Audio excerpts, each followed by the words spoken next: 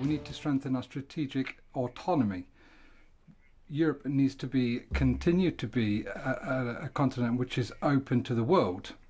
We need to be true to our history, to our tradition in Europe, and we want to reaffirm international relations between Europe and the African continent. We want to strengthen transatlantic relations, not just with the President-elect Biden, but also with Latin America, and we want to move forward some very difficult negotiations such as the Mercosur agreement. We also want to build new bonds with countries in the Indo-Pacific region, whether it's Australia or New Zealand.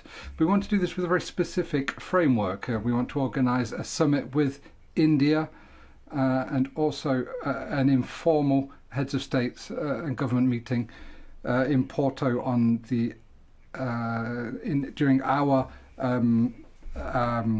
presidency. Now, Porto can be a very important city in this fact. So, economic recovery. Secondly, strengthen the social pillar. Thirdly, more autonomous and open to the world. That's the kind of Europe we want to see, and that is what we want to see as the hallmarks for our presidency. And throughout this period, we want to work very closely with the European Parliament, with the different groups, and above all with President Sassoli. And so, as a member of Parliament myself, it's something I'm very pleased to say. Thank you very much.